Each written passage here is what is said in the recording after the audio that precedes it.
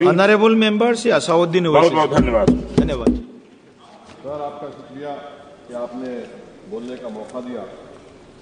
आपका बेहद शुक्रिया सर, मैं इस बजट की मुखालिफत में बोलने के लिए खड़ा हूं और इस बात को ज़हन नशीन करनी चाहिए सर कि पिछले 25 साल में से 15 साल बीजेपी और एनडीए इख्तिदार पर है और यही बुनियादी वजह है कि आज एक ग्रेजुएट बेरोजगार है, किसान खुदकुशी कर रहे हैं, एमएसएमई बंद हो रहे हैं और चीन से बगैर इंपोर्ट करे हमारे देश का निजाम नहीं चल सकता।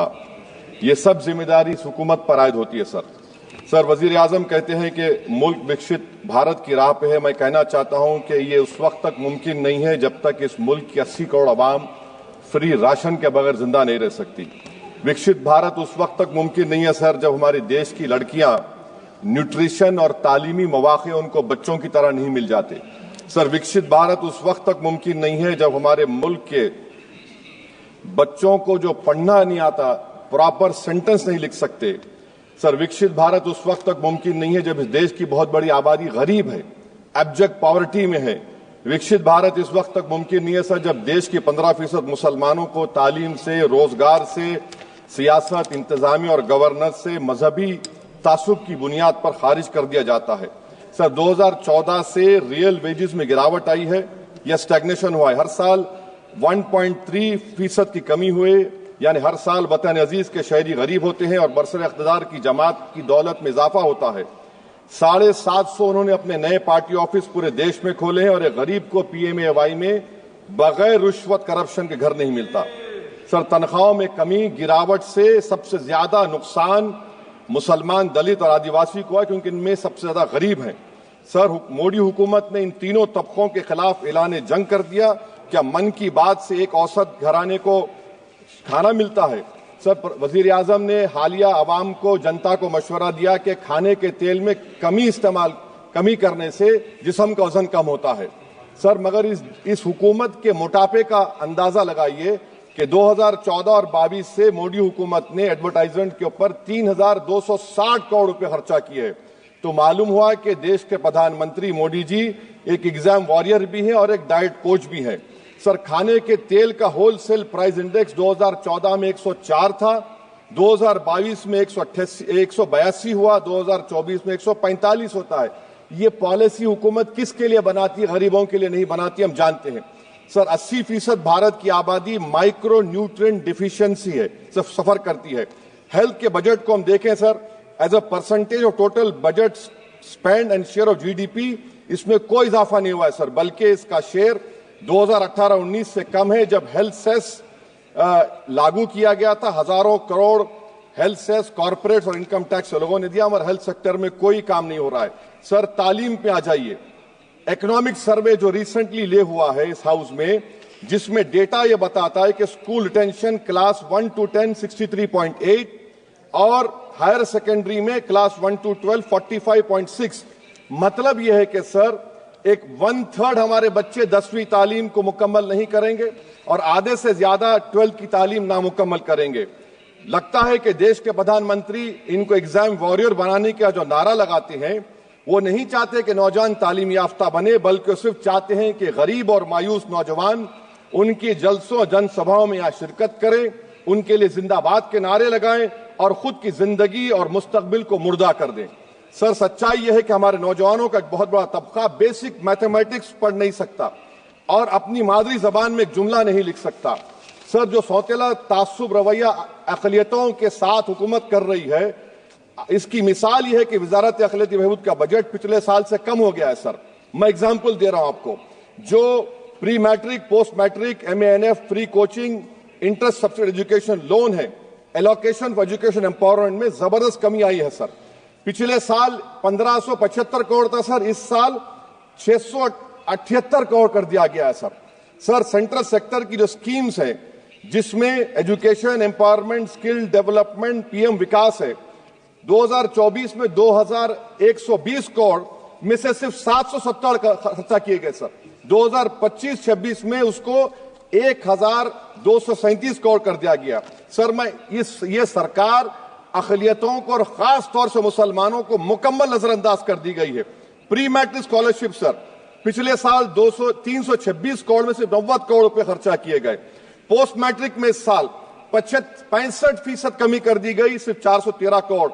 मेरिट कम मीन सर 33 करोड़ से 7 करोड़ कर दिया गया है। कौमी वक्फ बोर्ड तरक्याती स्कीम, शहरी विकास संपत्ति सर 2023-24 में 17 करोड़ में 8 करोड़ दिए गए, 1 करोड़ खर्चा हुआ। 2024 में 16 करोड़ सिर्फ 3 करोड़ रुपए दिए गए। इस साल 13 करोड़ रुपए दिए गए हैं। तो इससे अंदाजा होता है कि हुकूमत वक्फ की जायदादों को आमदनी का जरिया नहीं बनाना चाहती, उसको बर्बाद और खत्म करना चाहती है। सर स्किल डेवलपमेंट में हमारी दोहर उस्ताद नई मंजिल बिल्कुल खत्म करके रख दिया। अब टेक्सटाइल इंडस्ट्री बर्बादी के दहाने पे आ गई सर। 2016 तक भारत में सबसे ज्यादा रेडीमेड गारमेंट्स हम एक्सपोर्ट करते थे, आज उसमें 14% कमी आई, बांग्लादेश हमसे आगे चला गया। सर मैं एक मिसाल दे रहा हूं, मालेगांव में पावरलूम इंडस्ट्री में जो रोजगार देते हैं, ना उस पावरलूम इंडस्ट्री के लिए ना उसमें लेबरर के लिए कुछ इस बजट में रखा गया है। RODTEP, ROSCTL में एक्सपोर्ट प्रमोशन की पॉलिसी नहीं बनाई गई। ग्रुप इंश्योरेंस और GIS को क्यों बंद किया गया इन पावरलूम इंडस्ट्री के लिए? और फिर सर PLI स्कीम के बहुत बड़े दावे किए जाते हैं। ये PLI स्कीम प्रो कॉर्पोरेट है, जबकि इसको प्रो माइक्रो होना चाहिए था। मालेगांव की पावरलूम इंडस्ट्री के लिए इंफ्रास्ट्रक्चर डेवलपमेंट है। ये तासुब और सौतेला सुलूक मालेगांव पावरलूम और ये इंडस्ट्री से कब तक चलेगा? सर डेडलाइन, मोदी जी ये गवर्नमेंट डेडलाइन देती है। मेक इन इंडिया का वादा था सर 100 मिलियन जॉब्स, 12 से 14% ग्रोथ। हकीकत क्या है सर? सिर्फ 6% ग्रोथ है। मैन्युफैक्चरिंग एम्प्लॉयमेंट में सर 12.6 2011-12 में था, वो गिरकर 11.4 हो गया 2022-23 में। सर इकोनॉमिक यूरोपियन यूनियन की policy on carbon border adjustment mechanism EU deforestation regulation ये कहता है इसके ऊपर भारत का बहुत बुरा असर पड़ने वाला है। इकोनॉमिक सर्वे ये कहता है कि 9.5 बिलियन एक्सपोर्ट्स में कमी आएगी। क्या पॉलिसी है सरकार की? सर अनक्लेम्ड डिपॉजिट्स देखिए सर, 2023-24 में LIC में 3,70,000 maturity claims are lying unclaimed, 880 crore के।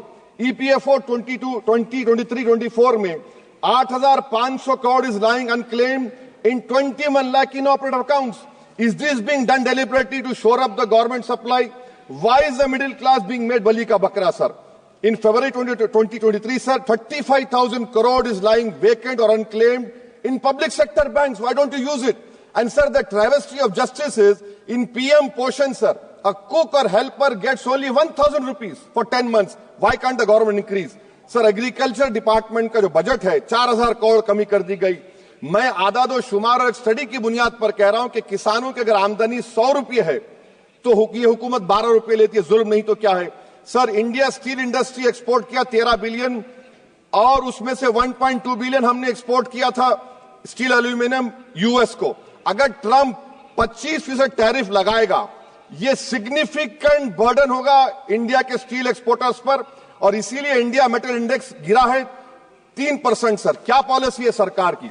सर कंक्लूजन में अब आप देखें the revenue through income tax is set to increase by 4 lakh crore for BE24 while the corporate tax is only set to increase by 60,000 crore despite corporate profitability an all-time high while wage growth remains subdued. The share of income tax in total revenue has risen to 22.7% in financial year 19 to 33% in 25. While the share of both GST and corporate tax declined. This means that it is still the individual taxpayers paying income tax that is funding the government while corporation get an easy ride, sir. In conclusion, sir, the state I come from, Telangana से मैं आता हूं, तेलंगाना की आवाम ने 8 MP BJP को दिए। एक project आप नेशनल प्रोजेक्ट नहीं कर सकते, पालमारू इरिगेशन प्रोजेक्ट को नेशनल प्रोजेक्ट नहीं बनाते, गोदावरी के पानी को लाने का प्रोजेक्ट आप नहीं देते, मेट्रो को नहीं देते, एक स्टील बायारा, मेरे 8 MP आपके जीत के गए। ये लगता है कि बेचारे वो कितने कमजोर हैं कि जिस रियासत से जीत कर गए वहां पर कुछ नहीं कर सक रहे हैं सर। तो इसीलिए मैं इस बजट की मुखालिफत में खड़ा हूं। इससे कोई रोजगार में फायदा नहीं होगा, विकसित भारत नहीं बनेगा। आप लाख बोल लीजिए, हम 12 लाख का बाजा बजाइए, मगर बाजू GST का एक चौकीदार खड़ा हुआ है चोरी करने के लिए। बहुत बहुत शुक्रिया सर।